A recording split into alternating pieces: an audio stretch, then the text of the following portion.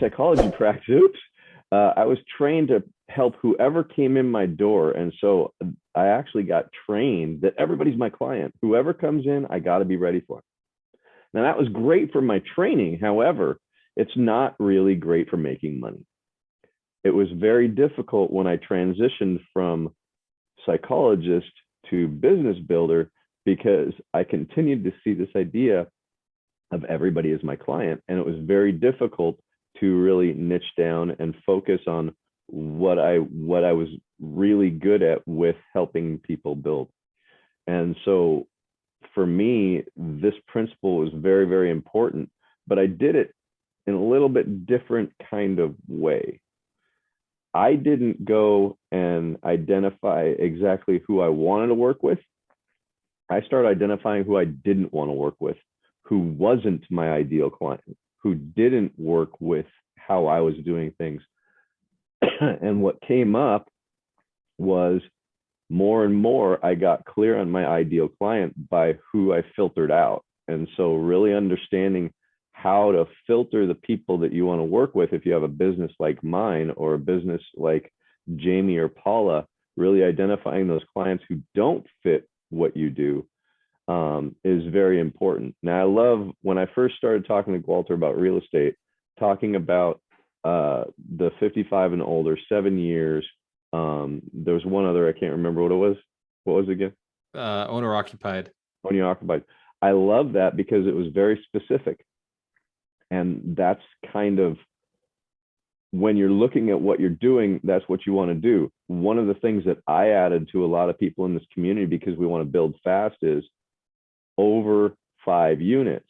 Because if you want to build fast, you want to build with more units because the cash flow is going to take care of a lot of what you're borrowing. And so that's where I come down on the idea of demographics. If you don't have an idea, you don't have a business. If you don't have your ideal clients, you don't have anybody to sell to. So the more that you really focus on who it is, the easier it is to grow. Let's give Dr. Terry Wager a round of applause. I like anything that ends in the easier it is to grow, because that's the whole point in life, is continue expanding, continue getting to the next level, continue pushing yourself. Hands to camera if you commit to continue growing yourself, growing your business. Darina Pagodina, you're up next. The Russian princess. Thank you. Good morning. Happy Thanksgiving. I'm kind of like stuck on what Doug just said.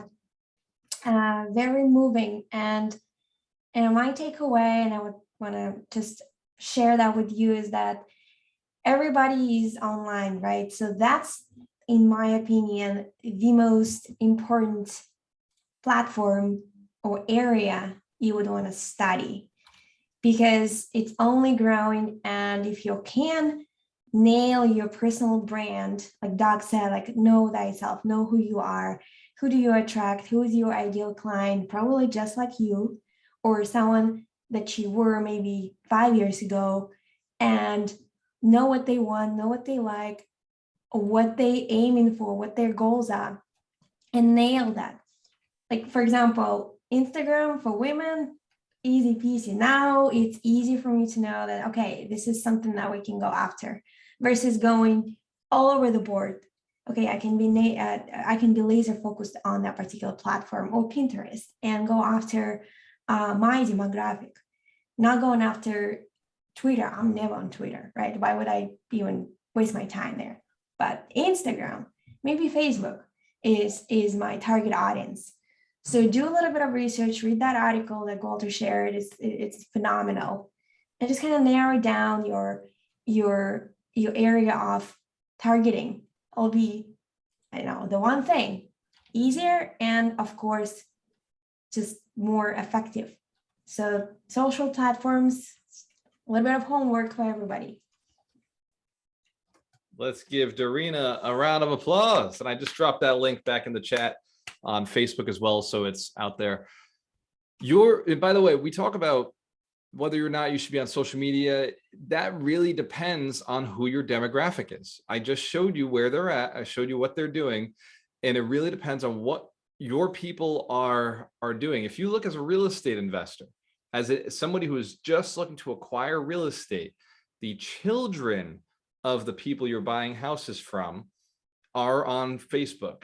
They're on LinkedIn. They're on Facebook. That's what makes the most sense is their kids are there, and their kids are the ones dealing with probate. Also, people getting divorced are there. So that's two of the D's. Now, the older generation, that 55 plus, is not really strong presence there, but their kids are, their family members are. So just keep that in mind with your targeting and with your messaging when you're creating and you're reaching out to people on Facebook. Next up, let's go with the crypto cat himself, Mitch Jorsky. You're up, brother. I knew you were going to call on me because I was typing a message in chat. I was like, he's going to say my name. He's going to say my name. You know what's awesome? When the universe makes things easy. So as much as I, kind of tease about my love-hate relationship with TikTok, I saw 2 posts this morning that both essentially come into play this morning. And one of them was a clip of Jordan Peterson. And he said, "Stop talking to people that aren't listening." How huge is that, even when it comes, like, for business, especially, and that doesn't mean like you give up on people. It means like if you are sending a message several times and it's falling on deaf ears, like, stop. You're devaluing your words. You're devaluing that information. Like, share it with the people that are listening. Because if you spend all that time on people that aren't listening to it, then you're missing sharing that with the people that are going to listen to it and want that information or are looking for that information. So as far as, your target market, look for the people that are listening. And if you are hitting people that aren't listening, keep it moving.